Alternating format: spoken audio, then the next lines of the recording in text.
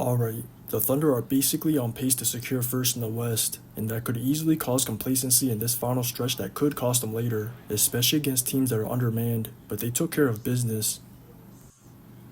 First were the Spurs, and they came out scorching from deep, mostly because they were eating that space against the Thunder's drop. They just capitalized on the Thunder's defensive game plan to always pull over early on those low rotations, but they were getting just as many finishes on the rolls, so those constant paint touches opened up their entire offense, and giving up both options made it difficult to cut off that rhythm.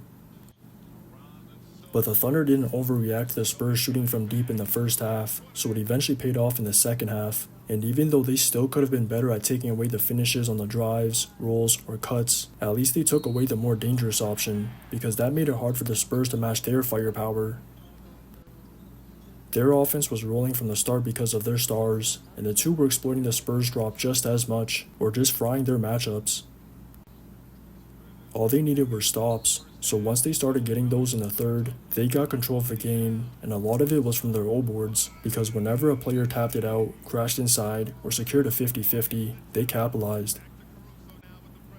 That created enough momentum for him to carry over into the fourth, and that's all Dub needed to completely take over, because it didn't matter if the Spurs did or didn't mess up a red, or put two on him, he made him pay every time. He single-handedly broke the game open, and by the time SHAI subbed back in, he didn't have to do anything, but I can't even say I'm that surprised, because Dubs put on these stretches dating back to last year. It was just a matter of time before he got his first 40 ball, and it was just a matter of time before SHAI got his fourth 50 ball, because after he got his first, it's become too easy for him. Per usual, he was just frying whoever was on him every time down, especially Reed, so he was in a rhythm early, and they needed all his buckets in the first half, because similar to the Spurs, the Rockets were exploiting the Thunder's drop just as much. The only difference was them eating that space to get downhill or to their spots, and the Thunder were only showing off Jalen screens, but he was making the right reads, so between those easy ones, and all the O-boards from them crashing non-stop, they were basically living inside. Once again, it took until the third before the Thunder got stops, and a lot of it stemmed from their double big lineup taking away the paint, either on those low rotations or staying in front of their man, so that close stretch from the Rockets led to him taking control of the game.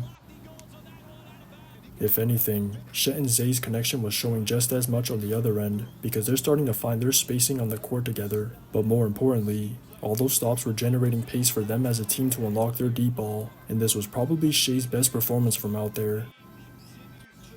All his trays had more arc than usual, and he looks to be shooting on the way up, not at the top of his jumper the way he does on his midi, and damn near all of them were all net. Him and the others just couldn't miss, but the same could be said for some of the Rockets, because those, and some turnovers from the Thunder were how they somewhat lingered in the game.